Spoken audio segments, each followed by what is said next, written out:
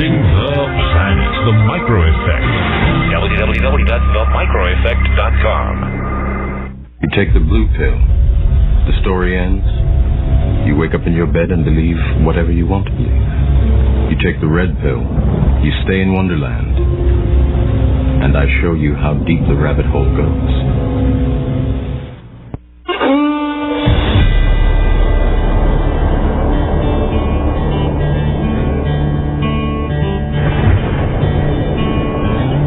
There was a mighty nation, blessed above all of creation. It was a rare and precious pearl, conceived in faith and liberty, home of the brave, land of the free. It was the envy of the world. But this shining city on a hill has turned from the Creator's will and let evil take control. Now the reckless men who lead them want to strip away their freedom and to steal their very soul. Now it's smoke and mirrors, switching bait, criticize and confiscate and let the guilty walk away. In this once righteous, godly nation, in the halls of education, they forbid a child to pray. They say we need to spread the wealth. They pretend to guard the health of the feeble and the poor, while the hand they hold behind their back confuses and conceals the fact that the wolf is at the door. There's an unseen hand that pulls the string.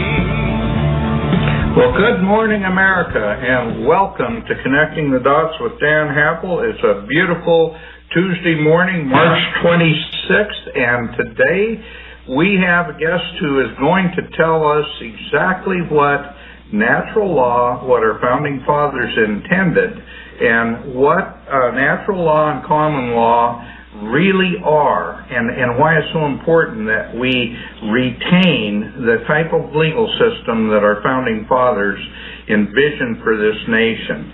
And we're going to have a fun discussion today.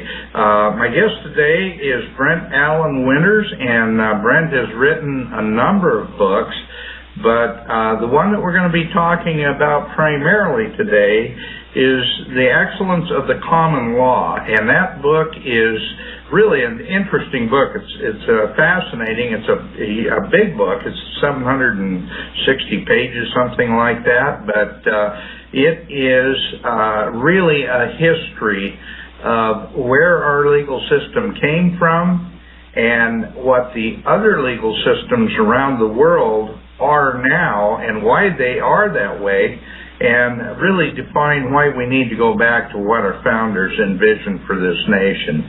So with that, Brent, welcome to the show. I want you to give a little of your background and tell our listeners a little bit more about yourself. Well, thanks, Dan. Of course, it's great to be here, and I appreciate all the pieces you invited me. My name is Brent, as you said, and my middle name is Allen, and my last name is Winters. I use all three because there are other Brent Winters around, I've discovered, and if you type in those words, you can go to Amazon and find books and things of that nature. I think there's even some audio resources there. But my name is Brent. I'm from back near Terre Haute, Indiana, and I grew up on a farm there. My father worked in the oil field when I was growing up and farmed, and as time went on, he began to farm more, and he finally got out of teaming in the oil field, and we went to raising livestock more and more, and time came finally. My brother left home and I left home, my older brother. There were 4 boys in the family, and I served in military service for over a dozen years, and I went to school and I studied hard. I wanted to be a geologist. My dad worked in the oil patch. I wanted to work in the oil patch. My father wasn't a geologist. My father wasn't formally educated. I didn't go to high school, but he worked in the oil field and knew what he was doing. He teamed in the oil field for years and did very well.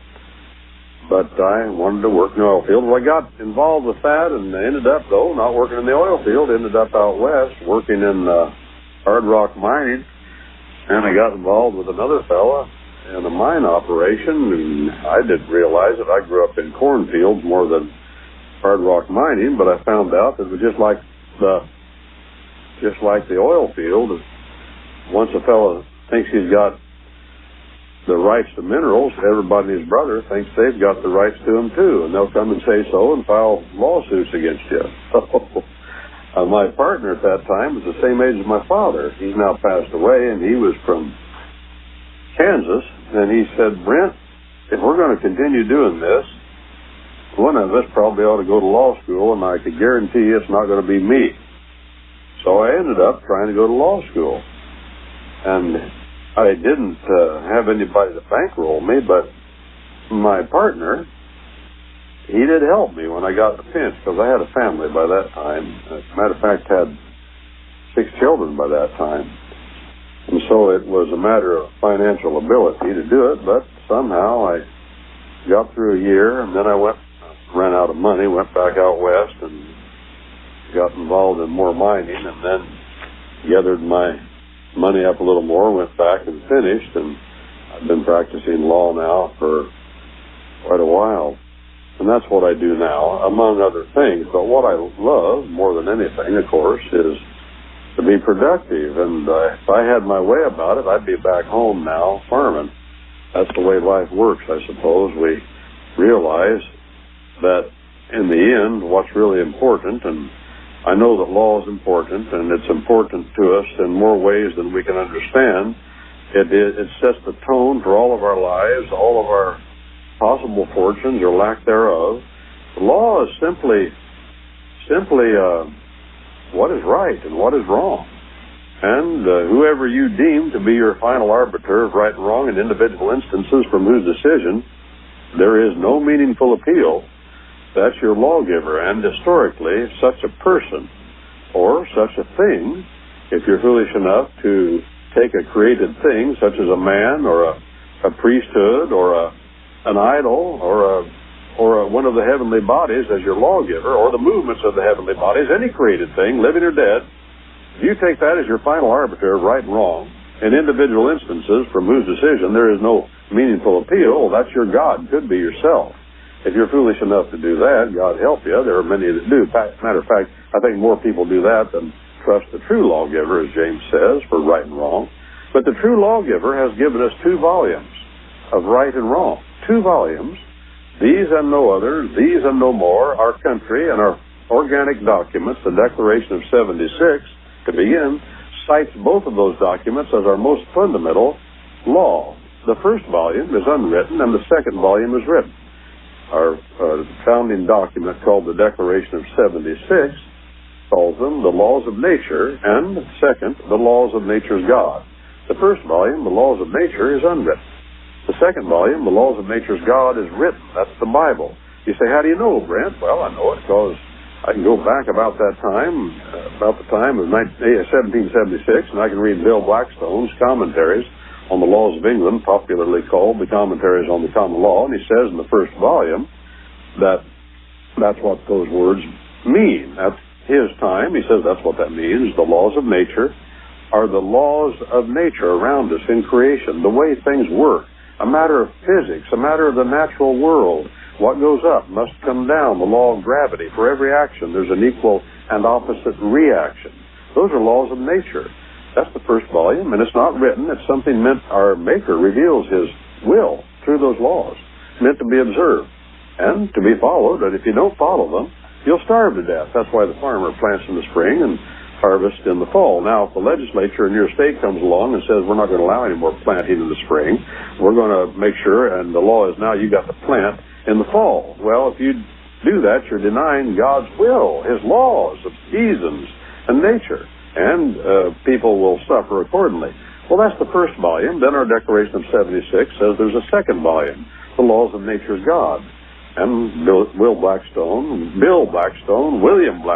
the great jurist that has been so influential on not only our country now, but the folks that founded our country, more copies of Bill Blackstone sold in America of 3 million souls, by far than sold in England of 8 million souls. And no authority was quoted more in America through the 1890s, from the beginning of our country through the 1890s. No one quoted any authority more than William Blackstone's commentaries. There's an important reason for that. And we can go back and see, and in that book, by the way, there's a section, the book you mentioned, Excellence of the Common Law, there's a section on Blackstone's commentaries, and we know how many copies sold in the colonies because we can go and get the orders and the booksellers and find out who got them. And it is true, in America, people were by far and away, even more than England, interested in their common law tradition. Well, the common law tradition being that first volume, The Laws of Nature.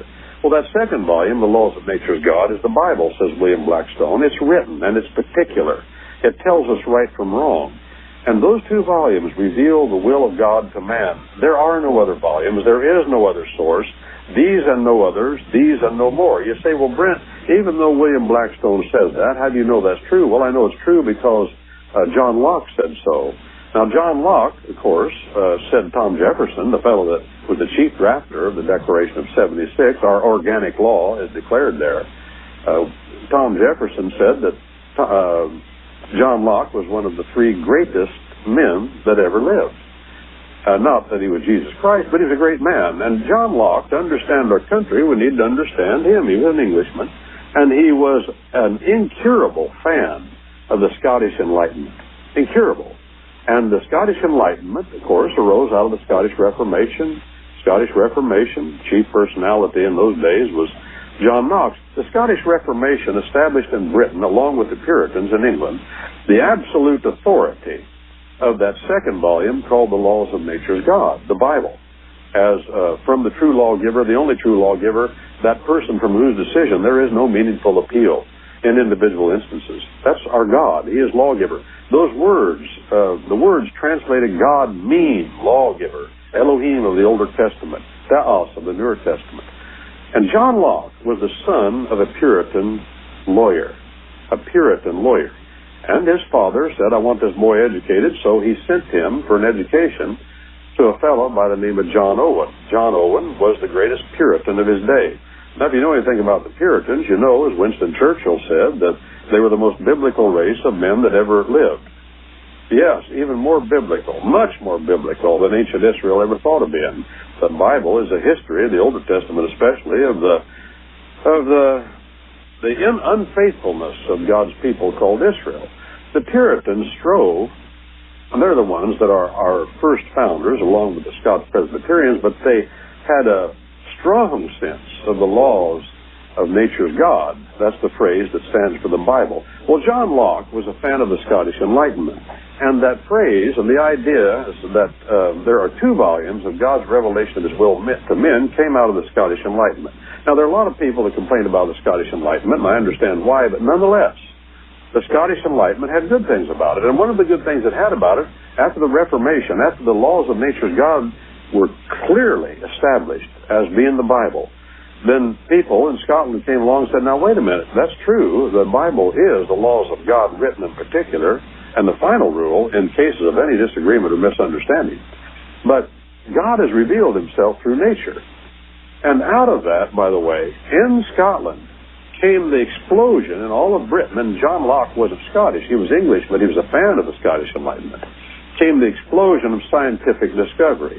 A man named Boyle discovered things about fluids and pressure, Boyle's Law. We still talk about it today.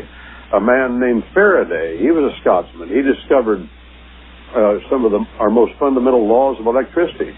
He was a staunch Bible believer. He was so staunch in his belief of the laws of nature's God that he was considered to be radical even at that time. And then, of course, Sir Isaac Newton wasn't Scots, but he was English. He was the one that purportedly the apple fell on his head, and he came up with the idea that what goes up must come down, and the laws of gravity, and the speed of falling objects, which is always constant, 32 feet per second. We learned that when I was a boy in school. Well, that came out of the Scottish Enlightenment and invaded all of Britain, invaded all of the English-speaking world. Even television was invented there. And the discovery of penicillin later saved Winston Churchill's life. By the way, Winston Churchill's father, this is just a quirk of history, Winston Churchill's father was a very promiscuous and dangerous man. He did a lot of good things. He was very giving, but he lived a lavish lifestyle that eventually killed him from venereal disease. But when he was in Parliament, he was up in Scotland one time, and he was got stuck in the mud in those days. The roads were really bad up there. They were Forgotonia. Parliament didn't pay much attention to them, and a boy came along with a team of horses going to the field to work and offered to pull him out, pull his buggy out, which he did. The holes were so deep the horse couldn't even pull the buggy out of the hole. And Winston Churchill's father said to this boy, said, well, what do you intend to do when you get older? He said, well, I want to go to medical school. He said, but I doubt if that'll ever happen. I don't have any money. He said, well, where do you want to go? He told him. He said, well, I'll tell you what I'll do. He said, you don't worry about it. You just go apply at this medical school you just told me about. I want you to go apply and see what happens. Of course, his idea was Winston Churchill's father would pay his tuition, which he did. And this boy went on then to discover penicillin. And penicillin came out right at the time that Winston Churchill was at that infamous meeting with Stalin and Roosevelt at that place over there by the Black Sea during World War II, and he was dying. He was dying. I think it was pneumonia. I don't remember exactly what it was, but at any rate, penicillin just became available because of what Winston Churchill's father did way back when. Unbeknownst to him, of course, he was gone by that time, but that saved Winston Churchill's life. Now, some people may say that was bad because we don't like Winston Churchill. Well, and that may be. I'm not going to quarrel about that. That's a matter of fact and political opinion. But my point is this. Good deeds do come around to help our interests, if we will but do them, but God does work in mysterious ways. Well, back to the Scottish Enlightenment.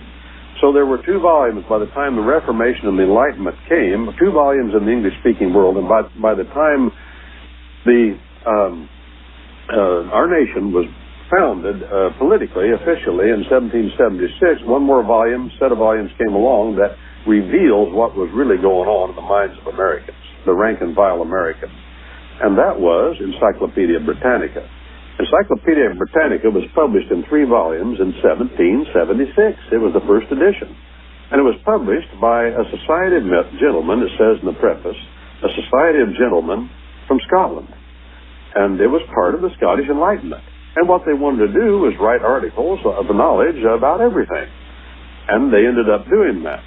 Of course, Encyclopedia Britannica was organized around the idea, that set of volumes, up through 1910, by the way.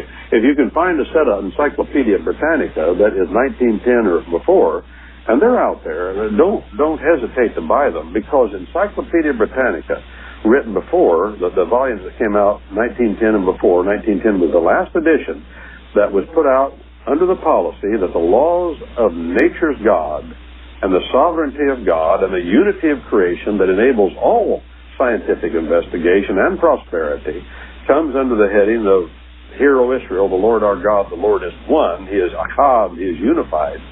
That all came out of the Scottish Enlightenment. We still enjoy the offalls of that today, and what we have in our country, the machinery of our government, our attitude and our understanding that is almost genetic in us, although I recognize it isn't. But there's something to be said for several hundred years of common law government. Those are the 2 volumes. Those are our fundamental law. If we would come back to those and say, this is God's revelation to us of right and wrong, it's final, and I have found, Dan, as that one famous historian said, as the prophet of the Old Testament did, when men come to a crisis, they instinctively turn their eyes toward their origins and look there for a sign. And I think God, I don't think it, I know it, God made us that way. So here we are looking back and saying, wait a minute, we're recognizing nothing good has ever happened in this world that men did not reach back and retrieve something that had been forgotten and reestablish it. That's what Magna Carta did. Magna Carta wasn't made out of whole cloth. That was Steve Langton's effort. Steve Langton, effort. He's the one that drafted it to reach back to the common law of the Anglo-Saxons. Our Constitution did the United States a favor the same way. Well, the fellows that drafted it, and Justice James Wilson on the first panel of our United States Supreme Court said, Our common law in America, that's our laws of nature, as you had mentioned in the beginning, our common law, that's another name for it, is more like the laws of Anglo-Saxons and the Anglo-Danes and the Celts that were in England before the Normans got there. It's our attempt to reach back, as did Magna Carta, reach back before the Norman invasion and reestablish the strength of property rights, because as Justice James Wilson said, property rights is the strength of our common law, and that was the strength of the Anglo-Saxon, the Dane, and the Celtic law, which were all essentially the same. They'd all migrated from the same area of Europe to Britain. We can go back and trace this reality. This is nothing new. What America did is nothing new. It is our attempt, and it's the way God made it, to reach back and say, wait a minute, we've lost something here. Let's reach back and reestablish it. They did it when our country was founded, and it's our duty to do it today. It can be done. It's been done before. Let's get at it and do it. But there is one thing I want to mention before I take a breather, because I think I need one, Dan. Maybe you've got some things you want to throw in. But our common law is sometimes called the laws of nature. And the laws of nature are not what most people believe it is. The evil empire has hijacked that term. It started in the Middle Ages. It started in the Middle Ages, and primarily with three men. One was Roman Catholic. One was a follower of Judaism, a Talmudic Pharisaical kind of a fellow. And the other was an Islamic sage by the name of Averroes.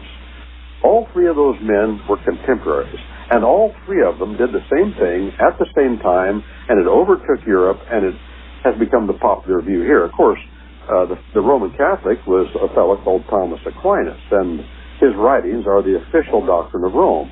And Thomas Aquinas, through what he did, through what Averroes did, the Islamic sage from northern Africa, he's the one that introduced the idea that natural law is logic. It is governed, and logic is the focus of natural law. It is not. Logic is a tool, it's a good one, but logic is worthless. Worthless if it's not founded on something is proven fact. But once logic becomes the focus of education, facts have a way of receding from consideration. And it's important, and Merriman said that. He was a great comparative lawyer from Bolt Hall, Berkeley, and he's right. I see it. I see the evil empire of the left. They talk about how we must be logical, how we must be scholastic, how we must rest our understanding and be objective. Well, all that's true, but it's deceptive, because once you do that, fact recedes from consideration. It has a tendency to do that. How often I have seen and gone in, we were talking about this earlier, Dan, the facts of global warming, the facts that relate to our environment, the facts of so many things are the same. You can't change facts. But facts bounce off the useful idiots of the evil empire. I don't expect them to accept facts. I want to accept facts. I pray to my Maker that He will give me the grace to accept facts. That's hard to do sometimes. I don't want to pull the shade on the window and say the sun's not shining when it is shining, to ignore reality and live in fantasy, the whole law of the city as opposed to the law of the land, natural law, our common law. All of that is about logic. It stresses logic. It is scholastic. As the chief rabbi of that day said, Maimonides, that Judaism is a scholastic tradition. Romanism, that's the official doctrine. It's a scholastic tradition. Islam says Islam is a scholastic tradition. That's all law of the city. That's all Babylonian law. That's all the Code of Justinian and fundamental principle. It's a matter of logic, perfectness, elegance, beauty. Well, our common law isn't that way. Our common law, our laws of nature, we're different than most every other country of the world. They're under the law of the city. They're under the Code of Justinian in its various forms, the canon law, the Church of Rome, the German form, the Code of Bismarck, the French form, the Code Napoleon, covers the world. You say that's surely not from Europe? Yes. Japan, under the code of the German form of the code. South Vietnam, of course, under the French form of the code. All of the communist states were under the Code of Justinian. Why? Because the Code of Justinian gives absolute power, if the government wants it, to do anything they want to do. Period. You know, it's no mystery going back to the difference. Another grand difference. I knew a fellow once, knew him pretty well, You learned a lot from him. He was a prosecutor at Nuremberg. When he was young, he's gone now. He was in his 30s then, so he died, I believe he passed away in 91, I believe it was, or 2, long in there. But his name was William Franklin Fratcher. And he said the first question at Nuremberg was, what are we going to prosecute these Nazis under? Are we going to prosecute them under the law of France and Germany and Italy? And, in other words, the Code of Justinian, the Roman law, the law of the city? Or are we going to prosecute them under the law of the land, the common law of England, the United States, Canada, Australia, New Zealand? Or all the rest of the world? Well, they finally decided we've got to prosecute them under our common law, because if we don't, they'll all be acquitted. Why? Well, because in all those countries of the world, all the rest of the world, it's a complete defense to any crime that you obeyed the government. If you obeyed the government, you plead. If you're accused, you just plead, I obeyed the government, prove you obeyed the government, you're acquitted. Well, those men obeyed the government. Same thing was true with the Japanese when they were tried for war crimes. But listen to this. When our boys, Americans, were tried for war crimes after World War II, and our boys committed war crimes, yes, some of them did. General Marshall put out the general order to all courts-martials of Americans being tried for war crimes. And he said that obedience to orders in such a case can be a mitigating factor, but it cannot be the exonerating fact. Let me break that down just a little further to say it without any adverbial modifying phrases. He was a general officer. General Officer Marshall put out the order that said the obedience to orders cannot be the exonerating fact in cases of war crimes. Well, that's the same standard that the Japanese and the Germans were tried under. And that is the standard that our military forces are still under, because we are a common law country, and even our martial law has that element in it. You cannot, as an American military man, say I obeyed orders, I can do anything I want. But I see that in our own country. That idea, it's a martial kind of law, the law of the city is scholastic. It's hard. It makes the trains run on time, but men don't have freedom is the problem. The martial law, admiralty law, has its place. Ships on the high seas for admiralty law, armies in the fields of battle. Yes, that's a different law, and it's a different standard. It's a tough standard. It's hard to live under. By comparison, I took a test one time on martial law, Dan, and I remember the fellow I was studying with to try to pass the test. It was on the Uniform Code of Military Justice, because that's what we had to know. And everybody's supposed to know that's in the military. And we finally concluded the answer, if you do this, what's the punishment? And we finally said, wait a minute, if we just answer every question and say the punishment is death, or as a court-martial may provide, we'll pass the test. And that's what we did. We passed the test, because of martial law, there is no equity. There is no mitigation of the crime. By and large, if you commit the crime, the punishment is severe. Well, at common law, that's not true. Our common law is a law. Our natural law, it is natural law, is the laws of nature. And the laws of nature's God. That's natural law. That came out of the Scottish Enlightenment. That's the phrase that's a part of our Declaration of 76 to talk about those 2 volumes. Well, Dan, I'm going to take a breather. And is there anything you want to throw in or direct the conversation in another direction? Well, yeah, as a matter of fact, Brent, one of the things I wanted to do, I want to keep us focused on a plan or a program here that people can really see how we're connecting the dots. And what I want to do is I want to define, and we're going into a break here shortly, so probably we'll have to pick this up on the other side of the break.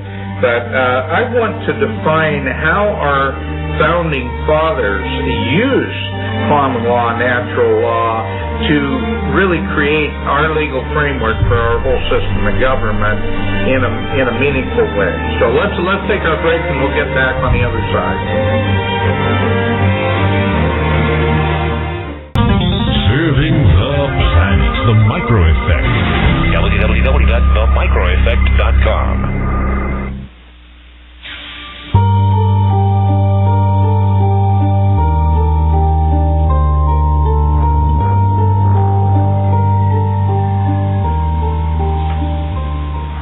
Well, welcome back to Connecting the Dots with Dan Happel, and today my guest on the radio show is Brent Allen Winters. Before we get back into our discussion, I want to remind our listeners how important it is that you support this radio network. You support the programming that we do on this radio network, supporting Connecting the Dots and other programs that are on this network, because without your help, we can't continue to really spread this word around the world, because we are getting this message around the world, and we need to make sure that we continue with that message. We are spreading the truth, and we are one of the few outlets that really do that in a meaningful way. So please support this network and support our programming.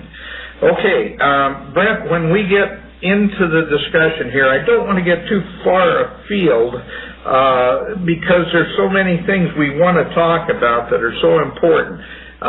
You and I had a great discussion yesterday about the role of private property. Our founding fathers were visionary. They understood. They were very religious men. They understood natural law. They understood what the common law was created from natural law. They were philosophically very sophisticated. They were classical liberals in the sense that they had a really solid classical education, most of them.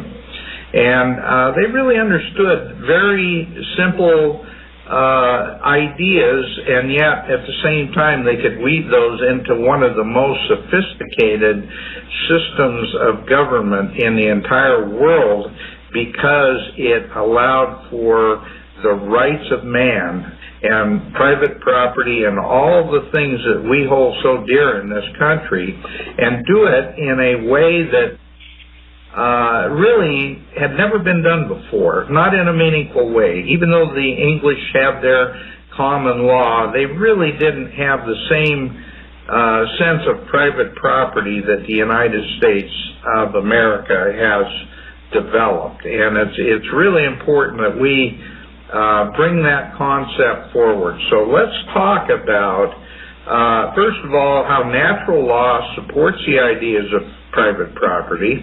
And then I'd like you to really get into a discussion about what is Justinian law, so that our listeners can really understand its roots, its foundation, and why so much of the world is using that, because communism thrives under Justinian law. So go ahead. Let's talk about, first of all, private property and common law or natural law, and how that relationship is so strong in the United States because of our founders' vision of the importance of private property. Well, the clearest statement in support of private property on the books is out of that greatest of all law books, said Justice Peacham, called the Bible. And it's found in that set of first principles. You can find them in the second writing of the Bible, called the book of Exodus, chapter 5 and chapter 20, repeated in chapter 20. And it says this, in the English translation there, it says, "Thou shalt not steal. Thou shalt not steal." That's a statement in favor of private property. You can't steal something that doesn't belong to another fellow. He has to have title to it. It's his. He who takes what isn't his'n, I learned as a boy, he who takes what isn't his'n shall pay the price or wind up in prison, trying to impress upon us the importance of private property. But as Tom Jefferson put it, it's important to recognize, and they recognize this, those fellows back there that for trying to break the bands of Britain off of the colonies here, Jefferson recognized that property is tangible and it's intangible. What does that mean? That means, well, you got property, you can touch it and feel it with your fingers. You got property you can't touch and feel with your fingers. That's tangible and intangible. We have, as Jefferson put it, we have rights and property, and we have property and rights. We have both. Those are two words that bespeak the same thing, like ice and snow. Snow is water. It's H2O. Somebody sent me a video the other day, Dan, about people who couldn't tell the difference. It was a joke, but it was funny to watch people putting on bathing suits and diving off the tops of their trucks into snowbanks and then trying to swim. Well, it doesn't work very well because it is water, but it's a different form. Well, that's the way it is with tangible and intangible property. It's the flip side of the same coin, but in different forms, so we deal with it a little differently. If you have a piece of land at common law, again, our common law is another word for the laws of nature, the way things are in the nature of things, and they're not going to change. Law is something that's what doesn't change. And property is tangible or intangible. If somebody says, well, I just bought 40 acres around here, they'd say, I bought 40 acres. Somebody would say, well, did you get the gas rights? Well, yeah, I got the gas. Did you get the oil rights? Yeah, I got the oil rights. Did you get the surface rights? Yeah. How about the gravel rights? Yeah, I got. How about the water rights? You get that? Yeah, I got that too. Did you get the timber rights? Yeah, I got that. Because in our common law country, we have, as you used the word sophistication, and this is ancient with us. It's not something that the people that started this country invented. It is our common law. We can divide the rights and property on a piece of land up as many ways as we want in America, as creative as we want to be in doing it. Because land, as your toothbrush or any other piece of property, it has, as we say at common law, it's really when you buy it, you're getting a bundle of intangible rights, things you can't see but you can do. The tangible property is the toothbrush or the car or the land. But with that, then you have tangible rights. That's not true in the rest of the world. And when I say the rest of the world, I mean covering like a blanket the entire faces of the earth. Under the Code of Justinian, almost every country, that's not true. Why? Well, the government governs all that. And, of course, one of the things we can notice, for instance, with that is, does land belong primarily to the government or does it belong to people? Do minerals belong in the first instance to the discoverer of them? Does wildlife belong in the first instance to the capturer of them, such as oil? If we say oil is captured, it's not like hard rock minerals. You got to find it where it's flowing. Water, same way. But at common law, we can separate those out and sell them as separate rights or trade them or buy them as separate rights. I know people, I just talked to a lady the other day, they've been paying for the oil rights on a piece of land here around home for 4 generations.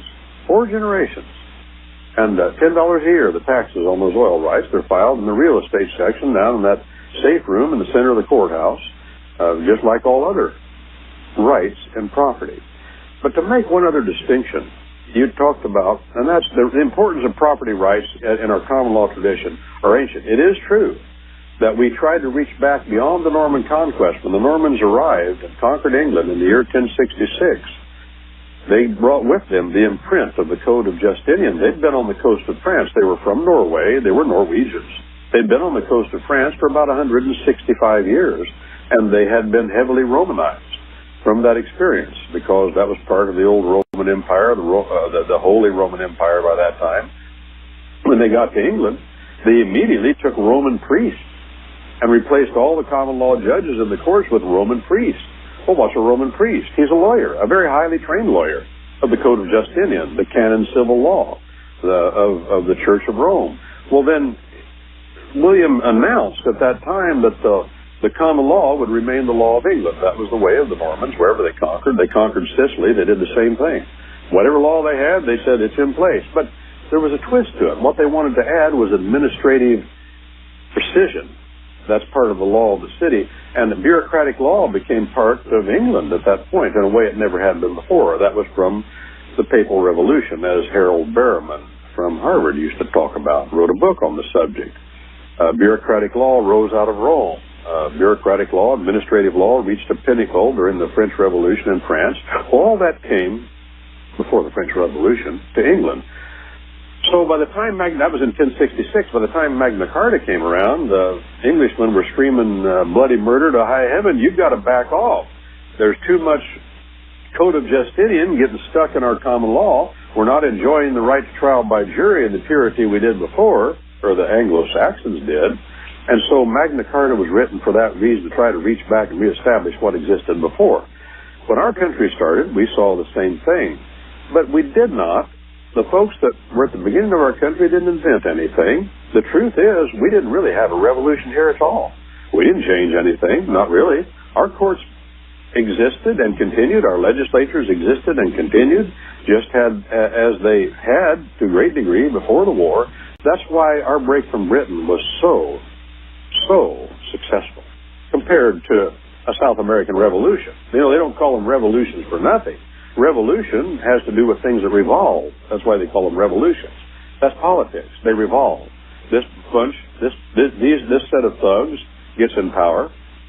They abuse everyone else, their opponents, and then they lose favor because of the way they've acted. And then the other set of thugs gets in power. That's political reality in South America, because they're all under the Code of Justinian. It's just constant revolution, round and round and round and round. Our founders did not do that. They said, wait a minute, we're not only going to continue things the way they were, we're just going to make them even stronger than they were before. We're going to, as one historian said, it's true, Dan, the Americans are more English than the English, because the English have departed from our common law. I want to say a couple of things, because while they're on my mind, I don't want to forget them. And you had mentioned this, and this goes along with what you'd asked me to talk about. What are the principles that have allowed us, as a common law country, to do so well? Well, common law, there is what we call the common law of government, how government functions. And we didn't change that much. We did a little, but not much. We made it stronger. But one of the chief features of common law government is separation of powers. In the communist countries, they're under the Code of Justinian, or the South American countries like Argentina, they're comfortable. Mexico, they're comfortable with no separation of powers. You just have one man in charge, and that one man controls everything, of course, the legislature, and he appoints judges, and if the judges doesn't do what he wants, he just fires them. Well, we have provisions in our Constitution. Our Constitution of the United States is a brief of common law government. Once a fellow grasps that idea, then it becomes more understandable. Everything about our Constitution is about common law government. As Justice Taft, Chief Justice Taft of our Supreme Court said, it is a brief of common law government. The people that drafted it were awash in the phrases and words of our common law, and you cannot understand our Constitution of the United States unless you understand that it is informed at every point by our common law, because our Constitution doesn't define anything. It just throws out words. It throws out the word dollar, for example. It throws out the words trial by jury. It doesn't explain them at all. Why? Because the people that signed on to that understood those concepts. It was part of who they were. They served on the jury. The King of England said, I'm not king in England, therefore I'm common law king in England. I'm emperor in the American colonies. Just to drop a footnote, Dan, that's why slavery was permitted in the colonies, and slavery has never, ever, ever been lawful on the island and the country of England. It has existed there, but no law ever permitted it. And Justice Mansfield made that point in the Somerset case about a slave that came from Virginia and filed a writ of, he absconded and filed a writ of habeas, somebody filed a writ of habeas corpus for him. He was with his master. And they ruled that he was free because his foot set in a slaveless jurisdiction, England, under the common law.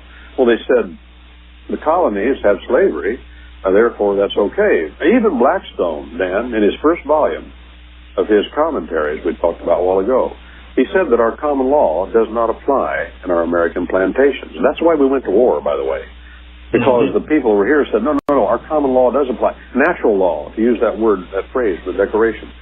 Go ahead, Dan, I'll take a breather. Something you want to say? Yeah, good. Well, this is a good discussion, Brent.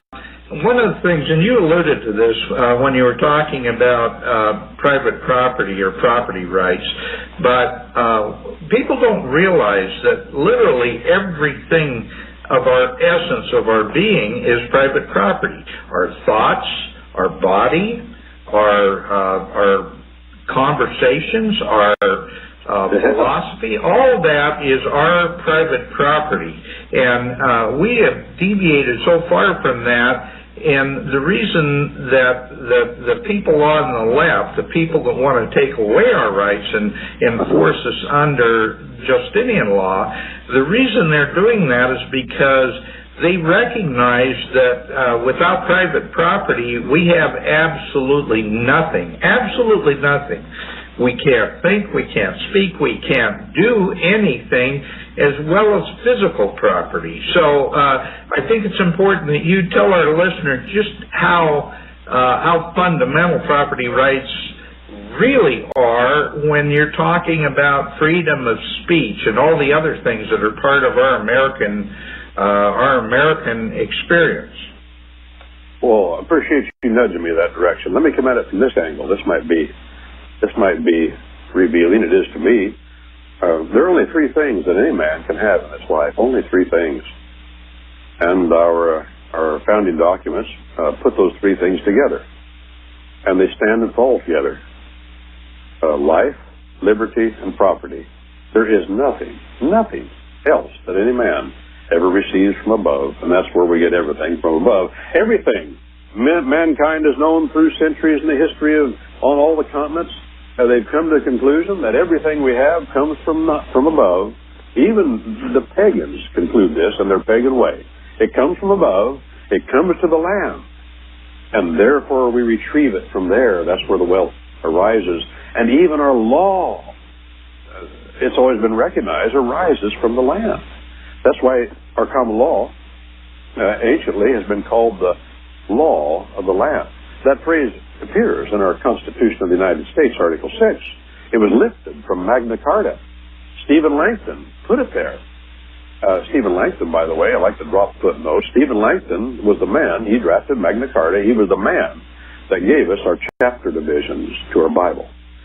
He was a biblicist. Again, history, of course, methodically tries to hide that. It is too much for people, but it's true. He was the foremost Old Testament commentator of his day, Stephen Langton. But he put that phrase in there because at that time he wrote it in Latin, by the way, so that the Roman priesthood could read it easily all over Europe, no matter what language they spoke. They all spoke and read Latin. He wrote it in Latin, and the phrase in Latin is lex terra. Lex terra. Lex is law, and terra, like territory, it means dirt, ground. It is the law of the land, or you could translate it the land law. And the law of the land is the foundation of all property law because all property arises from the land. You can't have a toothbrush. You can't have a piece of paper.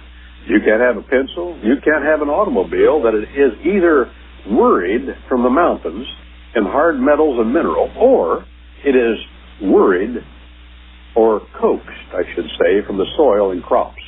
I grew up in a place, Dan, where the largest processor of soybeans and corn in the world existed. Because there's a lot of soybeans and corn around there. It was A.E. Staley. A.E. Staley's.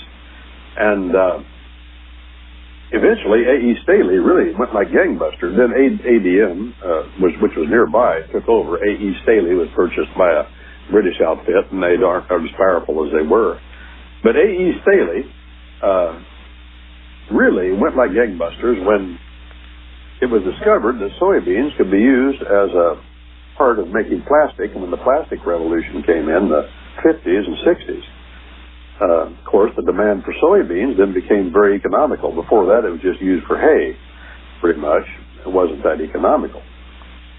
But every time I look at a piece of plastic, I think to myself, well, that came out of the ground. Every time I look at an automobile, I think, well, that came out of the ground. Steel and aluminum, and it comes out of the ground. The plastic, and there's nothing that doesn't come from the ground. I need to belabor the point, but we ought to remember that. But when we get removed as a people from being close to the ground, down to the ground, connected to the ground in a direct and meaningful, visual, tangible way, we do, we're this weak and fickle, we lose sight of that. And once we lose sight of that, we lose sight of where law comes from. It comes from property, as you had mentioned. And property law, and land law, even more fundamentally, is the basis of all freedom. I mentioned a while ago, life, liberty, property. Life, liberty, and property. These three stand and fall together, like Father, Son, Holy Ghost, we'd say. It's true there too. You can't, body, soul, and spirit. The Creator, the laws of nature, has made things in trilogy. Body, soul, and spirit. I have a body, I have a soul, I have a spirit. The spirit is intangible, the soul is not. The soul I can't see, but I can feel it. What is it? It's oxygen and air. It's the exchange, the respiratory. It's almost a miracle. We don't understand everything about it. Hemoglobin is the most complex compound known to man. That's what enables respiration. That's the soul. Soul. The Bible speaks of these. Our law speaks of these, therefore, our common law. The body, soul, and spirit. You take the soul out, the body drops dead. They stand and fall together, the three. You can separate them and discuss them separately, but they're inextricably bound, and if you pull them apart, all three fall. Same is true with life, liberty, and property. You send a man to prison, most people don't know what that's like, and I hope you never do, but you do learn things in places like that. If you're in prison, you discover that you don't have freedom of locomotion anymore. You can't go where you want to go. You can't choose what you want to eat. You can't choose what socks to put on in the morning. That's no longer true for the prisoner. Therefore, he has lost his jurisdiction, his scope of authority to make discerning decisions about himself. In other words, that's his property, as you pointed out. It's intangible. Jurisdiction is property. What is jurisdiction? It is the authority, the scope of authority that your Maker has put direct on you without any intermediary, any mediator, any middleman. We call those, by the way, at common law, called fundamental rights. We have not an exhaustive list, but a list of some of those in our Constitution of the United States, fundamental rights, such as, in our day and age, expressed this way, the right to keep and bear arms. That's a fundamental right. Where does it come from? Direct from your Maker. Direct, that's important. If there's a mediator in between, that's not a fundamental right. Our law would call that a civil right. That's by permission of government. The right to speak, the right to associate with whom you wish to associate. That, by the way, that freedom of association includes the right to the God, as you understand, and you associate with, your lawgiver. The right to associate with other men in government. The right to associate in contract. The right to associate in trust relationships, the right to associate in covenant of marriage and children, all of those. By the way, just to drop another footnote, the word right has been hackneyed. It has become to denote something selfish. It's not. The old Anglo-Saxon, Anglo-Dane word right, which became famous, it's a related word in World War II, the Third Reich, that's a related word, a little different. But there is a fundamental meaning of that word right. It's a Germanic word, R-I-G-H-T. And what it means most fundamentally is duty, responsibility. I always heard when I was a kid growing up, every right is accompanied by a corresponding duty, and every duty is accompanied by a corresponding right. Well, that's not really true. That's weak. That's not it. That's not what that word means. That's not what that word ever meant. That word means duty. In other words, if you have, as we say, our Constitution says, the right to keep and bear arms, that's a property right. It's intangible, but it is a right and property. As Jefferson said, we have rights and property in our rights. Well, the right to keep and bear arms, even more fundamentally, to understand it a right, there's that word again, it is a duty. As Granville Sharp said, the Brit, who lived about the time of our separation from Britain, he did an exhaustive study on the right to keep and bear arms, and he said this. He said, history shows that at common law, it is the duty of every Englishman to be armed. And further than that, he said, not only armed, but it is his duty to be expert at arms. That's the foundation, understand, of our common law right, as our Second Amendment expresses it. But to not understand that the common law informs the Second Amendment is to really not understand the Second Amendment and say funny things. Let me give you another example of our Constitution. How are those folks that put it together, they were just putting together the common law and trying to, of course, strengthen our common law. People say, for example, the right to trial by jury. We have that right. Well, yeah, but what is that? There are countries all over the world following our lead say, we have the right to trial by jury. I just read recently that South Korea South Korea, under the Justinian Code, they have instituted the right to trial by jury. But then when I looked into it, I found out that it looks like the right to trial by jury. It smells like the right to trial by jury. It feels like the right to trial by jury, but it isn't. You know why? Because there is a court put in place that does nothing but review everything the jury says and overturns it if they want to. Well, that's not the right to trial by jury. Among men, the lawgiver among men, as the Bible says, is the jury. God, with a little g, the lawgiver, from whose decision there is no meaningful appeal. And that's why our Constitution even says that. That's a common law doctrine. It says that the decision of the jury about the facts of the case are not to be reviewed anywhere, except, of course, according to the common law. One more thing, and I'm going to take a breather, because I got to. But I want to mention this, Dan. Our common law is not a list of laws. It is a way of life. It is a way, W-A-Y. It is a process. Our Constitution of the United States calls it due process. I had mentioned a while ago the law of the land, Magna Carta, Lex Terra, lifted from there, put in our Constitution, law of the land. That is not about a list of laws. That is a phrase, anciently, in our common law tradition. It used to be called the Volk right in the old Anglo tongue, the Volk. Like Volkswagen. That means the people, the folk, F-O-L-K. We say it with an F. The people's duty, the Volk right. The people's responsibility. What is the people's responsibility? Governing. That's the people's responsibility. There are two duties to governing. Our oath that men take when they take an oath of office, our Constitution requires it. It's a common law oath to support the law of the land. What's the law of the land? Well, our Constitution says it's the law of the land. It's not what is to be done. It does not stress what is to be done. It stresses how, H-O-W, it is to be done. This is consistent with the laws of nature. The laws of nature is God written in the Bible. That's why Jesus Christ said, for example, he didn't say I'm the law. I'm the list of laws. He said I'm the way you're to do things. The Old Testament talks about the way, the paths of the law. Justice Holmes of the Supreme Court wrote a piece that became very famous a long time ago called The Paths of the Law. Why? Because our common law is a course of process.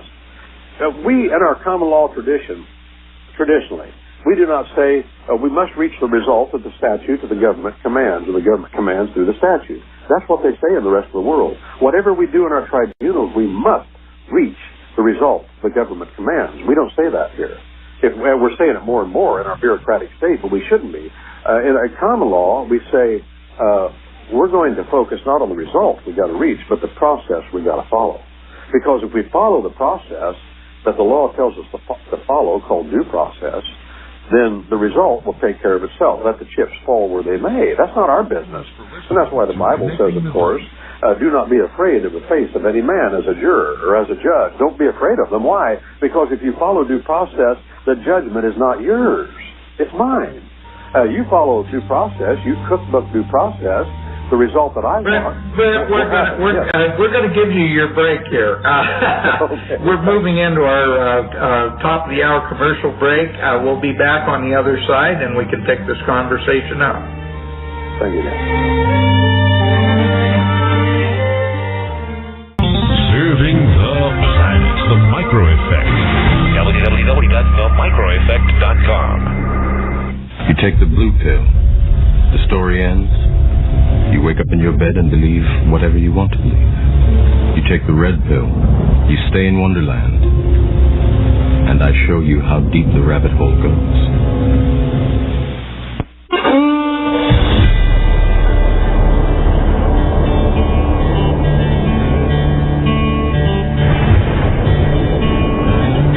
There was a mighty nation, blessed above all of creation.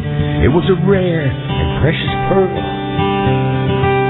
conceived in faith and liberty, home of the brave, land of the free. It was the envy of the world. But this shining city on a hill has turned from the Creator's will and let evil take control. Now the reckless men who lead them want to strip away their freedom and to steal their very soul. Now it's smoke and mirrors, switching bait, criticize and confiscate, and let the guilty walk away.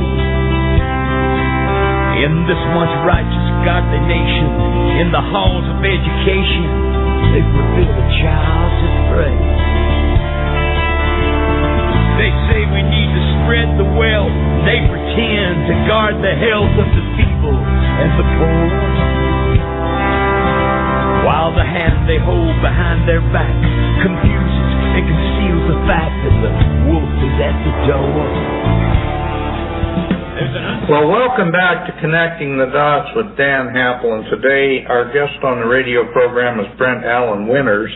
And Brent, you're talking about some important concepts, and I'm going to throw some things in here that I'd like to head in this direction. And you mentioned our Declaration of Independence, or as you call it, Declaration of 1776, and our Constitution. Before that, we actually had our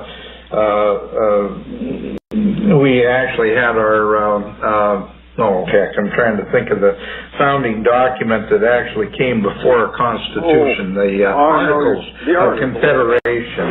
And all these things were based on biblical, God-given principles of natural law.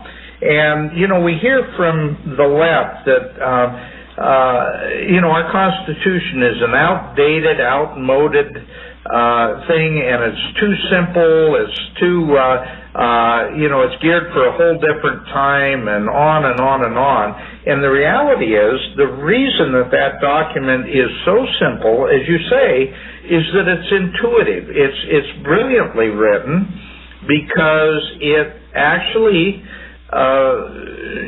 outlines ideas and principles that are so fundamental and so basic if you believe in natural law and you are a Christian person. And that's the part that they're trying to destroy, because under Justinian law, there's literally nothing that they can't manipulate to create an outcome that they want. And with Justinian law, the lawyers write it.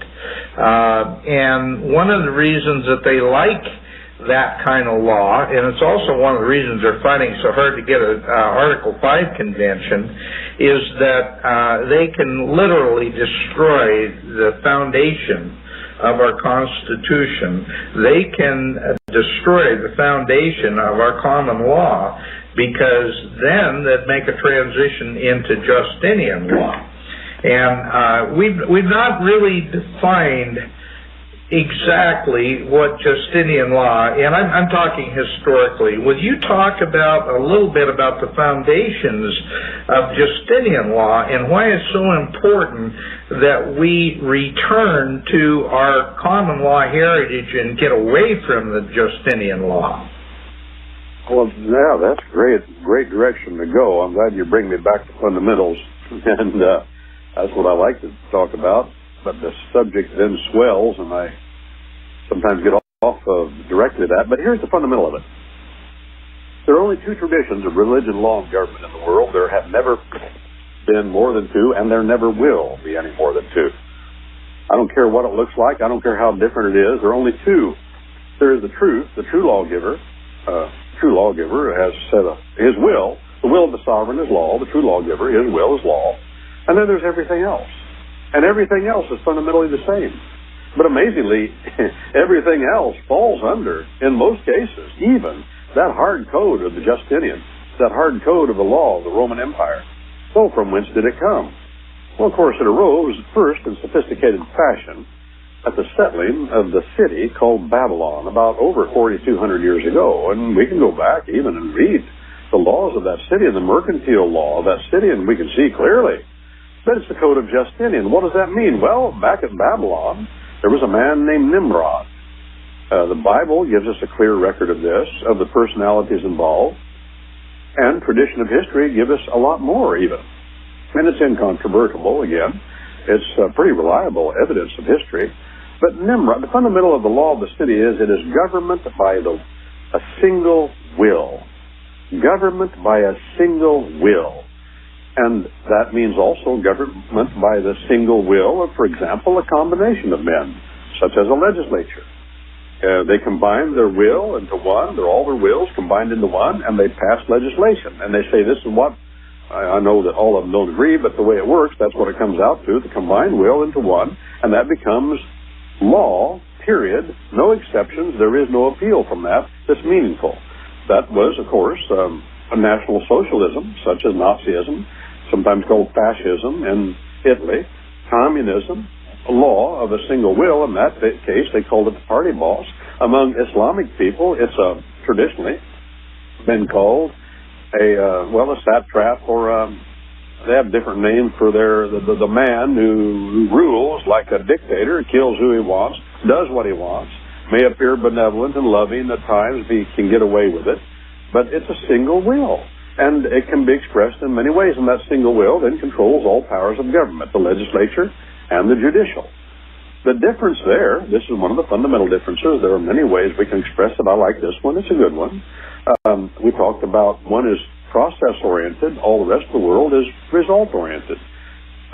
Here's another one just to throw in. In all the rest of the world, you die for the leader. You die for the government if you go to war. In our tradition of religion, law, and government, our leader dies for us. Jesus Christ died for us, for our sake. We don't die for him. The Japanese, my father was in the islands during the war. He tells me about the kamikaze planes.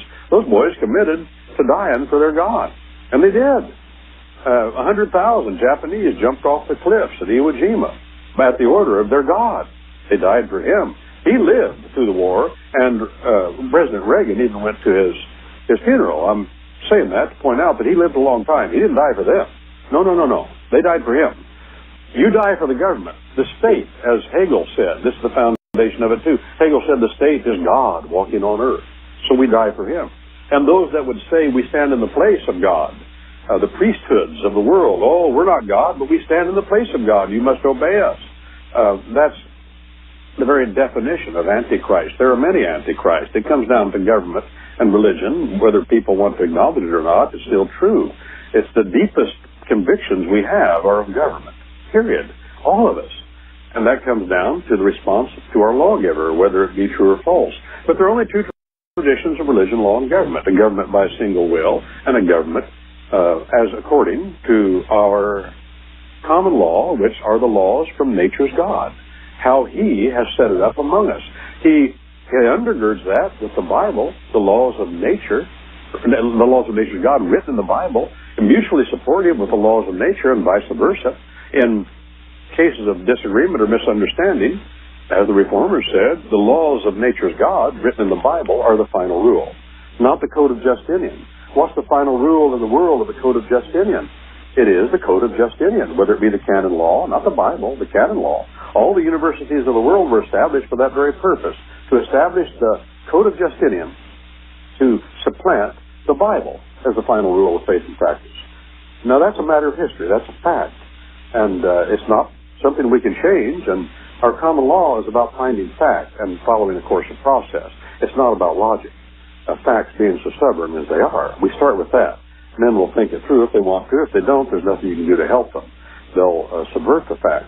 But our tradition of religion, law, and government is a common law tradition. People say, well, why do you say that's Christian? Is that Christian? Is that a religion? And the answer is yes. It always has been. And Justice Story of our own Supreme Court served longer than anybody else in the Supreme Court. Wrote the commentaries, he did. After 40 years, 39 years of shakedown experience with our Constitution, he wrote the commentaries on the Constitution.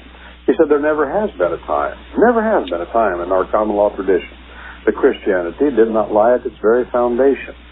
He said our bankruptcy laws are part of our Christian tradition from the Bible, the year of Jubilee.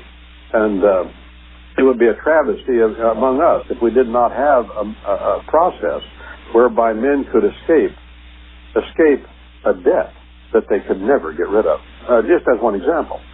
All of these things are common law tradition. I'm going to break in here a second.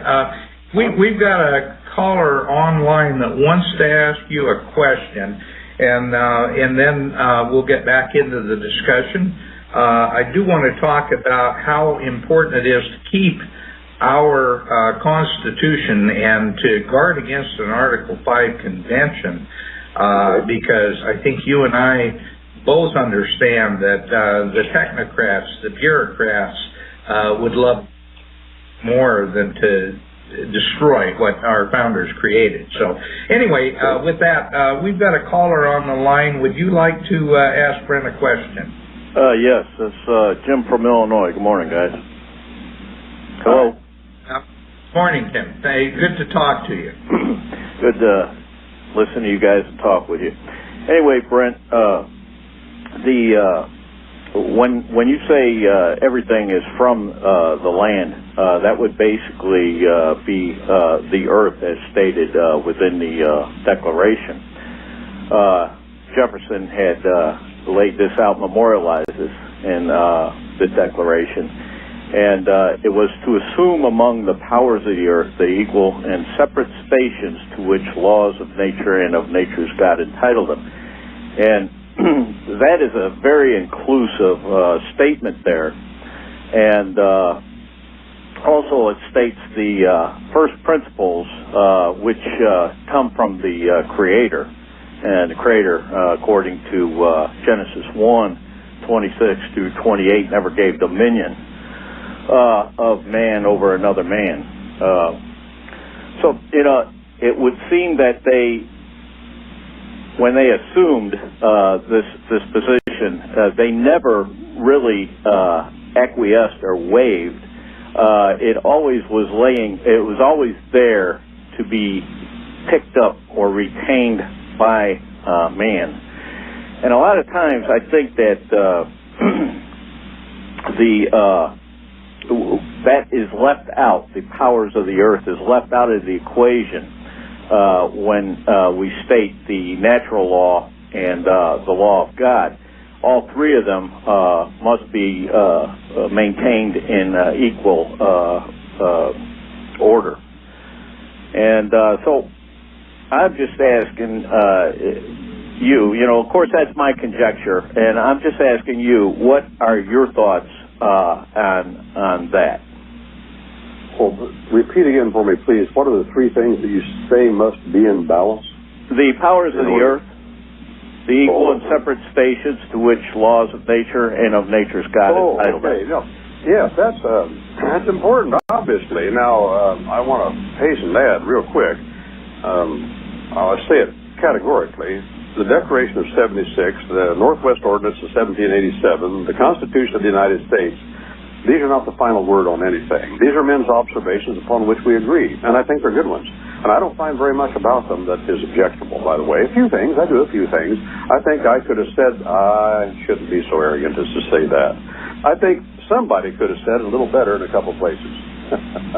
But, well, the thing is this is what I take away from that is at that time, the people, as they were living, they had a better understanding because they were closer to the earth. They were closer to the gospel. Most people call it the Bible. And, the gospel is, I really have to state this, that people, when you fail to read that tome, you really put yourself at a disadvantage, okay? And with that, I think I'd say thanks a lot for taking my call, and you guys have a great day. Well, appreciate it. The separate powers of the earth, I would take it to mean the separate peoples and tongues and tribes of the earth. And it's clear, the Bible tells us, in no uncertain terms, that God himself, the maker of heaven and earth, has divided men among the earth, and he has allocated separate parcels of real estate to them. This is the theme of the whole Bible. Starts in the garden we call Eden, the garden of delight, as the Hebrew word would put it.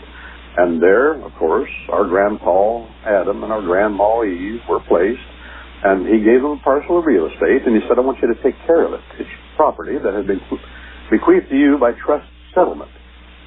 Take care of it. Guard it. Do not let it be polluted. But our grandpa, instead of doing what his maker told him, he ended up following the will of his wife, Eve. And the Bible tells us in the New Testament that she did what she did in ignorance. He didn't, and that was the problem. she really didn't understand what she was doing, but he was foolish enough to go along with it, and that's where we really fell down. There was an order breakdown there of God's government. That's where it began. But all of it had to do with land. So by the time we get, of course, Adam and Eve were thrown out off the parcel of real estate because they had allowed it to be polluted. And then God, of course, promised the land to Abraham, land, the parcel of real estate, called the land of Canaan. And it's questionable right now in our own day what that's all about, whether or not there's a connection between those people that are there and those people that descended from Abraham. Abraham, we like to hasten to add, was not an Israelite. He was an Assyrian, and the promise was to him, and it was to his people, his descendant, through Jacob and Isaac. Yes, I understand that. And I don't want to get off on that discussion, but I do want to point out in general that that is a prototype of what God has said he will do for all of Adam's race. He will give to us a land. He has given to us a land. And he says to us, just as he said to them, if you don't pollute this land, if you guard it, if you deal with it according to the terms that I give you. And when you read the Bible, you see that God wants us to take care of his land. He's so concerned about land that he only applies the Sabbath principle to himself, to the crowning of his creation, mankind, and then he applies it to the land. The land is precious to him. The reason we are here is to care for the land, period, and to reap from it what God wants us to reap from it, the blessings that it brings to us. And there's not a man on the face of the planet, not a man that can live without land. Even those, and I've seen them in the Far East, by the hundreds, tens of thousands at least, piled up in houseboats along the shore. They're not out on the sea. They're next to the land. Even they depend upon the land. God made us that way. And in the end, when we get to the end of the laws of nature's God, written in the Bible, we discover that there will be no more seas. There will be only land, and there will be no more cities. No more cities. Well, if there's no more cities, there's no need for the law of the city, or no excuse for it, I should say. And if there's no more seas, there's no need for another form of the law of the city, the martial kind of law called admiralty law. And in the end, it'll be the land, it'll be man taking care of it, and it'll be the maker of land and of heaven. But right now, things are divided. And the Bible tells us about these times when things are divided among the tribes, the tongues, and the people of the earth. And God has done that. He's the one that's behind it. He is the one that has given us this land, and he wants us to take care of it. And it is our duty. Nothing makes me sicker. And as I get older, I get sicker, Dan. And the fellow that just called in, he probably sees it being back in that part of the world. Farmers that won't leave a strip of sod along the road ditch and want to farm every gully. And the gullies grow and the topsoil washes away in mass. That's not taking care of the land. That's being selfish and being blind to your resource. That's important topsoil. Once it's gone, it doesn't come back, but it's going to take a few more 100,000 years or however long it's supposed to take. I don't know how it got there, glaciers, but I know once it's gone, we don't have the power to get it back. And we need to take care of his land. That's what it's all about, and I assume that's what you're bringing up. Dan, go ahead. Yeah, Brent, I understand that whole concept that really property is based on utilization, and it's based on a very hard asset. But don't we also recognize that common ownership, like they're trying to sell us on with various programs like UN Agenda 21 and all these other things that create common ownership and take away private property rights, if you want to see the worst stewardship in the world, go ahead and look at the communist countries where the government controls the land or the use of the land and allocates how it's going to be used. Oh, no question. As they say, what belongs to everybody belongs to nobody. Nobody will take care of it. And that's what you got with government-owned land. And every lawyer who knows anything about the subject knows. Every lawyer who knows anything about the subject knows that the worst trustee in the world, the most irresponsible and dangerous trustee in the world, is the government. I advise people, don't put your land under some kind of a land trust with the state government or the federal government. They'll ruin it. Back where I'm from, we have back in that neck of the woods called the Shawnee National Forest. And when the Shawnee National Forest went in, almost entire counties depopulated. This was during the socialistic Roosevelt administration. And in order to justify it, they told the people there that they took off of these beautiful farms in that part of the world. They said, well, we're going to plant trees in here that are going to be good timber in 20, 30 years, and you're going to see profits like you never saw before, and we're going to help you participate in that. Well, I tell you for a fact right now that those trees that were planted there were not native to the area. They have been let go.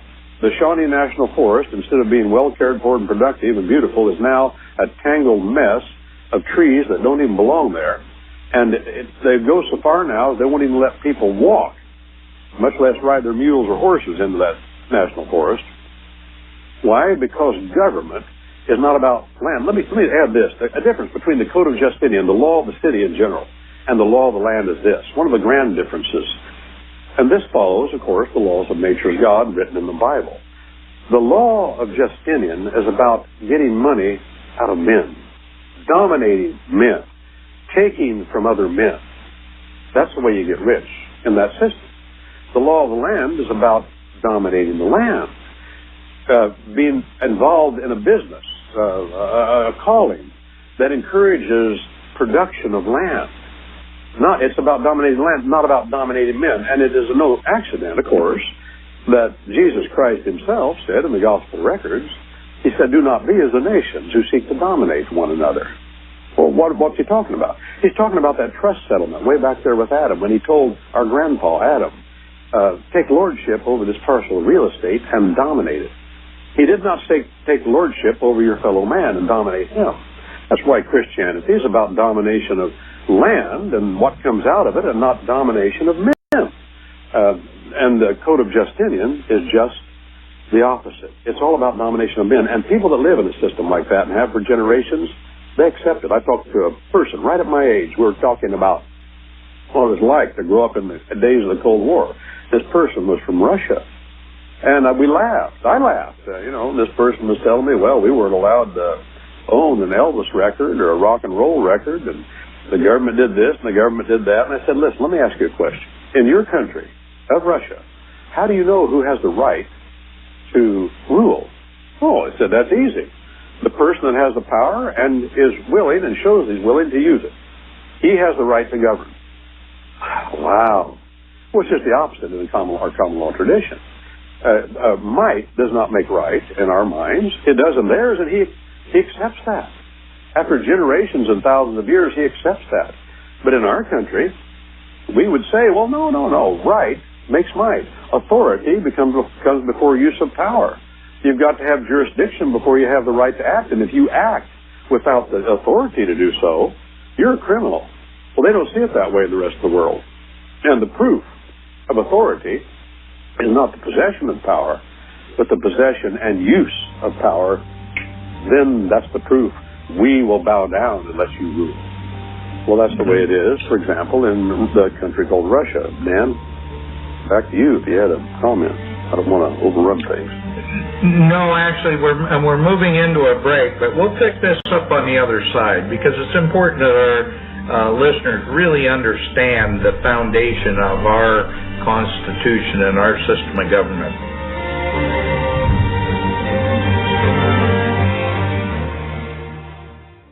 Serving the planet. The Micro Effect.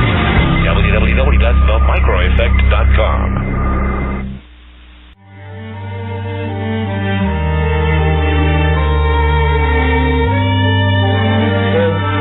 Welcome back to Connecting the Dots with Dan Happel, and today our guest on the radio show is Brent Allen Winters, and we are doing a really thorough discussion about just exactly what is natural and common law and why it is so important for our country and for the people who live here.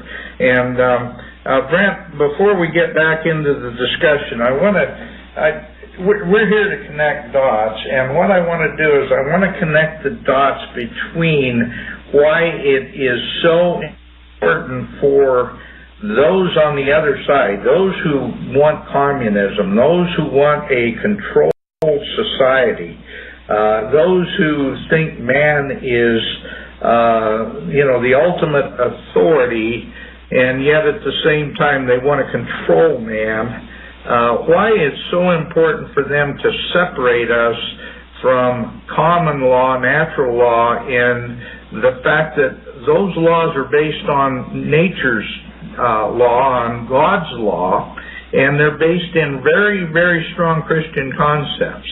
And when these people try to move us away from that and, want to do things like Article 5 conventions and things that will destroy our connection with natural law, our connection with biblical law, when they do that, they will be ultimately able to destroy our biblical connection, period, because our law, our system of government, the way the founders envisioned it, was based on Christian concepts very strongly.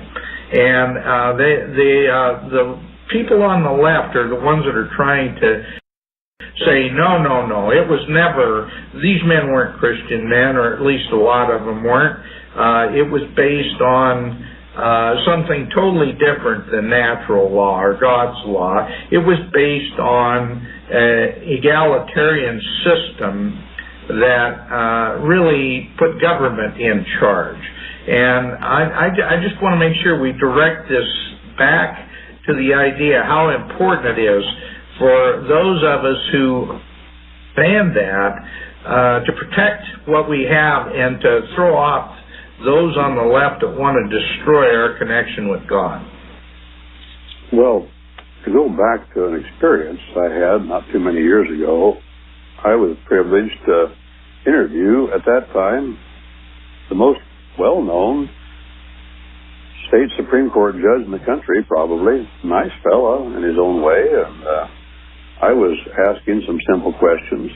And I interviewed also another well-known lawyer in conservative circles. If I said his name, you'd probably all know it, or many would. But I'm not going to mention their names because I don't have anything personally against them, but I asked both of them the same question. And I thought that they would quickly answer and clear things up. Silly me, it wasn't true. I asked one of them who has final say on right and wrong and among the branches of government. And he said, well, you know the answer to that. And I said, well, even if I knew, people don't care what I know. I'm just interviewing you. They really want to know. You're famous. They want to know what you think. And he said, well, you know it's the Supreme Court of the United States. Well, that was not true. It's not true. It's never been true. I didn't know what to say after he said that.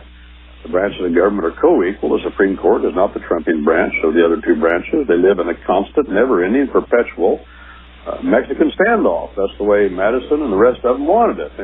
Why? Because that's our common law government. That's why. It's ancient. It is the longest government. No one branch has power. We're better off. But the other one, Dan, I asked him, as long as they're fighting among one another, we're pretty free, frankly. It stifles them. And that's what Madison said in the Federalist Papers. But if we go, this other fellow, he is pushing for a constitutional convention, this other lawyer. And I asked some simple questions about that. And what struck me about this fellow, and I think this is true of a lot. I talked about Islam, I talked about Judaism, and Romanism, which is fundamentally, at bottom, scholasticism. What is that? That's the worship. The worthyship, attributing worthyship, that's what worship is, it's an old word, attributing worth above fact to logic. Well, this fellow, pushing for this constitutional convention, I think he's still doing it. I just noticed that the brand of Christianity he's involved in, and it's not Romanism. It's another, it's not, well, I'll just say it's not Romanism, it's Christian, recognized as such everywhere. But the government of that particular group of people is not the government of the Bible. Churches govern themselves, and they'll set up a government. Pratcher, a comparative lawyer from years past, made the comment once, and I'd read his work on the subject. He said, you show me a critical mass in any nation of its religious institutions, the governments of its religious institutions, and I will show you the government of that country. I thought, well, yeah, I get it. I go down to Mexico and South America, and I see that those folks, in their heart of hearts and their deepest convictions, they're comfortable with a dictatorship, a government of one man, one will. In their heart of hearts, it's official to them. If it's not official, it's de facto official. That is the government of their country. You know, even Mexico took on our Constitution in the year 1824. They called it the Mexican Constitution of 1824. And all of the settlers, the Anglos as they call them, that went to Texas, about 20,000 of them went there on the promise that the Mexican government would observe the Constitution of 1824, because they knew that it was substantially just like ours. The phrases and words in many places lifted right out of our Constitution. Well, that never happened. Truth is, the Constitution of 1824 of Mexico was never used. It was their official law. They never, ever used it. They couldn't. They didn't know what to do with it. Didn't mean anything to them. It was foreign to their religious point of view, you see. And so it was impossible, really, for a critical mass of them to ever use it. And they never did. Well, the same thing is true here in our country. Our government is a product of three religious groups, fundamentally. And there are some others here and there, of course. But fundamentally, the critical mass by far and away was three. And that was the Puritans of New England, the Scotch-Irish Presbyterians that were scattered throughout the colonies, and the German and Dutch Reformed groups. All three of them, theologically, the same fundamentally. There were about 3 million people, by the best figures we can obtain, about 3 million people in the colonies at that time, 1776. About 1 million of them were English Puritans and Congregationalists. A few other groups, but mostly that. About 1 million of them were Dutch and German Reformed groups, not quite a million, a little less, but not much, over 900,000. And about 1 million of them were Scotch-Irish Presbyterians. Well, all three of them had the same kind of government. Why? Fundamentally. Why? Well, because the Bible tells the gods of people what kind of government he wants them to have. And fundamentally, in first principle I'm talking about, it is not a rule of one man, of one will. It is a plurality. Some churchmen call it a plurality of elders. Well, that's what the Anglo-Saxons and the Celts had. They had a plurality of elders. The Anglo-Saxons called it the Wittengemot. Witten stands for white. It means the white-bearded men, the old fellows, the elders.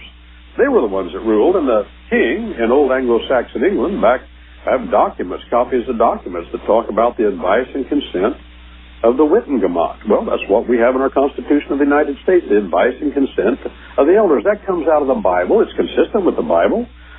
It's the same kind of government. But this Constitutional Convention is, in my fundamental view, not only needless, but downright silly. The problem isn't that we're having problems with our Constitution. The problem is we're not using our Constitution. But there is an element among us, has always been, by the way, because the antagonism between the law of the land and the law of the city, the Code of Justinian, and the common law versus the civil law, spells the history of mankind. Because if two groups of people, whether or one person or two people or two nations or three nations, if they cannot agree on an objective standard whereby to govern their relationship, they only have two choices. They must either, if the world's wide enough, get away from each other, or they will have to come to blows sooner or later. That's what war is all about.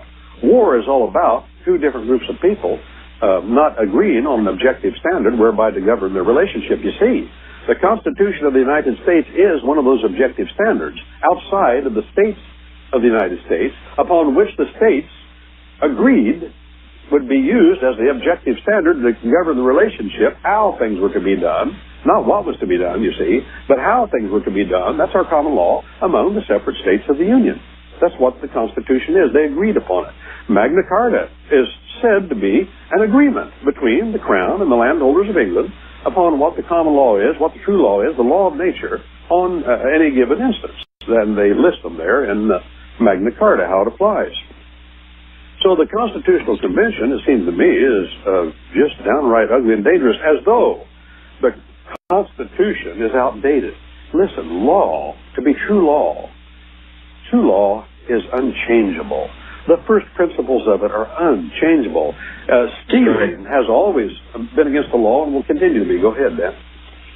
Well, no, I absolutely agree. And the thing that I would say is that my idea of a constitutional convention, an Article 5 convention, is not that it's silly, but that it's downright dangerous, because we have the same kind of mentality in this country today that is promoting Justinian law and really trying to separate it from common law. And if those same people have the ability to rewrite our Constitution, I guarantee you it won't be a simple document that the average citizen could read and understand.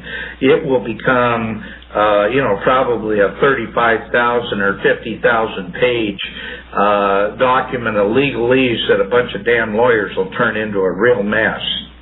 Well, it'll be worse than that. I think you're right. Case in point, there's a person on the Supreme Court of the United States, as I speak, who before they became on the Supreme Court of the United States was Dean of Harvard Law School. Before that, had never really practiced law to mount anything, never really tried a case, doesn't really understand the common law, the processes of it, the due process, having not experienced it. Well, this person, when they were Dean of Harvard, this has been 8-10 years ago, maybe longer, I don't remember, but there was a firestorm of upset about it when it happened. And this person said, we're going to remove the common law first-year courses and substitute international law and other kinds of law that were based upon the principles of the law of the city, the Code of Justinian, and did so. Said all the common law contracts doesn't matter. That's not really the crux of what's going on in the world today. And they removed some of those courses. That's very dangerous. But I find, too, that in such cases, of course, Harvard's a bellwether school. Used to be. I hope it isn't anymore. If somebody went to Harvard Law School, I'd think they had a screw loose at this point. They're not in touch with reality. That goes for a lot of Ivy League schools these days, and it probably won't change at this point. But the idea of getting rid of the common law is what it's all about. And to get rid of the common law, I want to mention one other thing, and this goes back to the very beginning.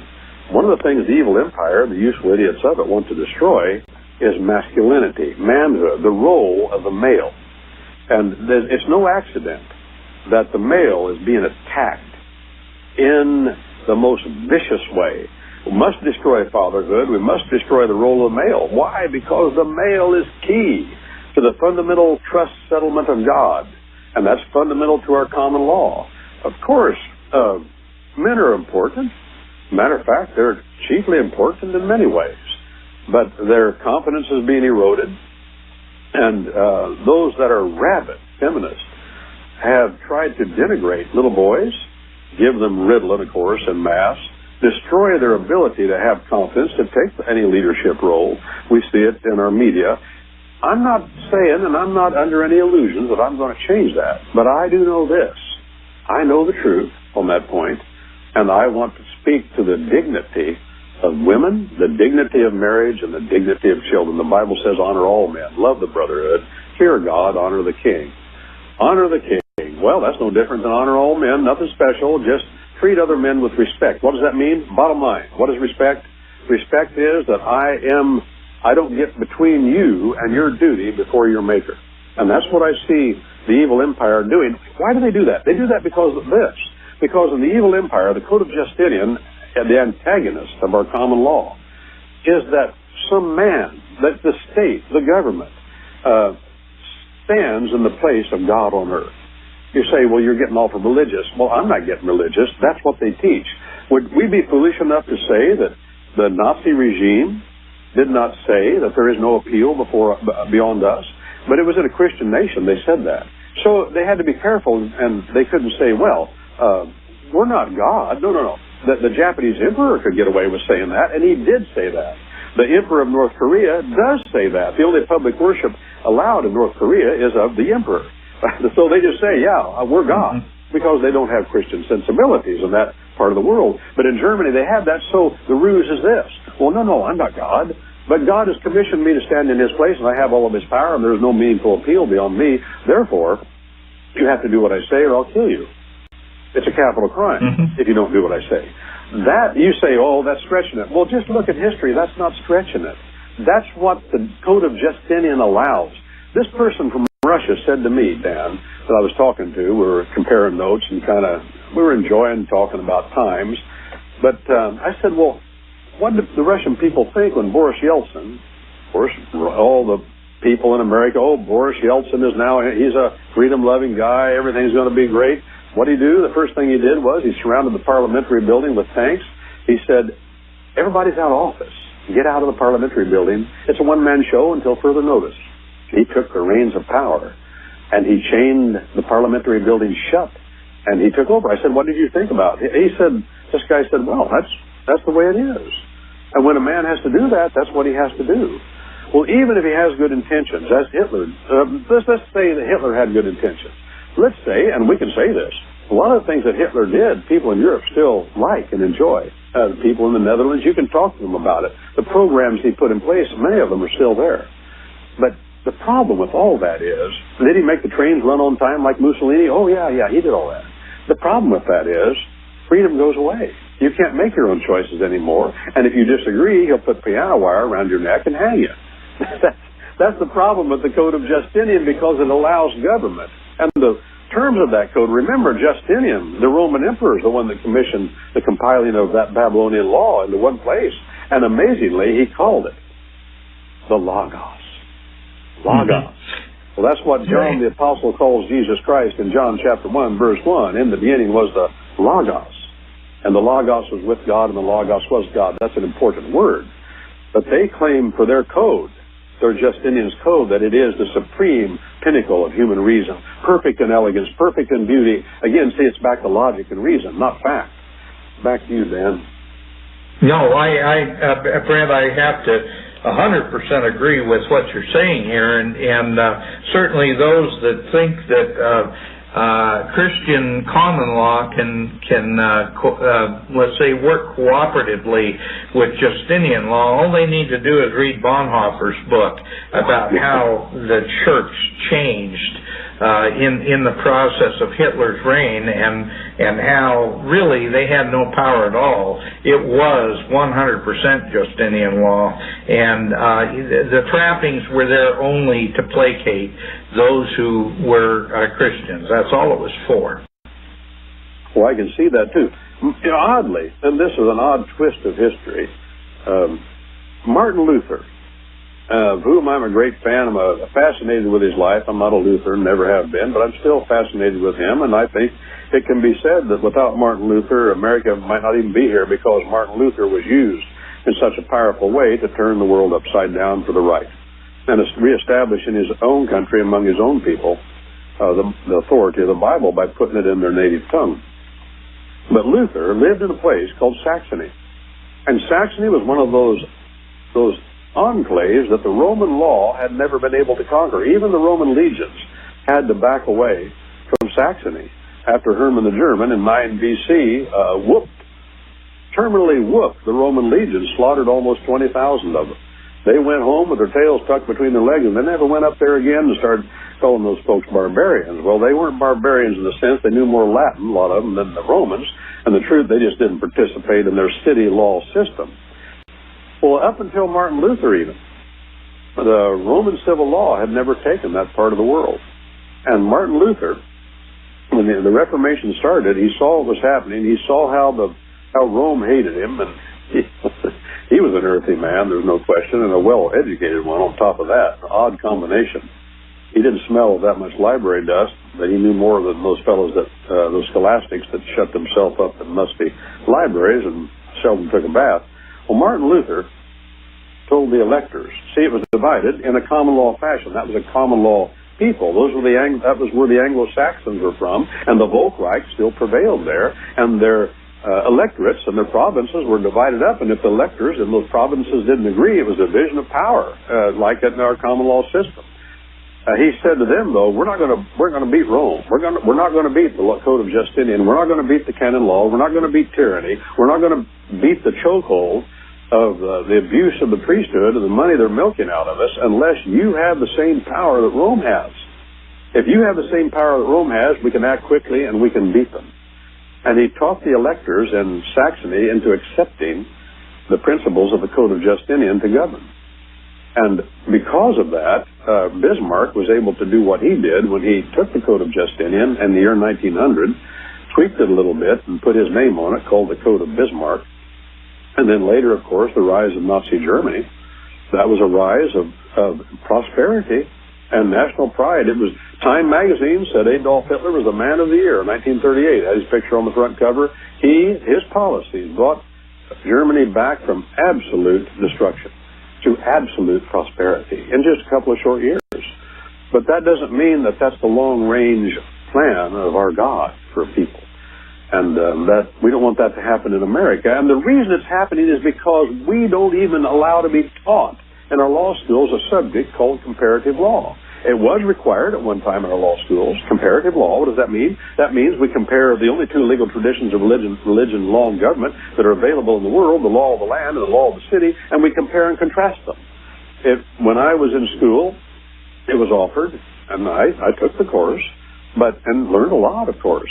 But it's not even hardly offered anymore, and it's the old thing that the evil empire does with religion and government and everything. With everything, they say uniformity. There is no difference between religions. There is no difference between governments. There is no difference in legal system. There is no difference between men and women. And it goes on. There is no difference between black and white. Everybody's got something to offer. Well, that's not true. No, there is a difference. There is up and there is down. There's right and there's left. Even in the world of religion, in Christianity, it says there are saints and there are ain'ts.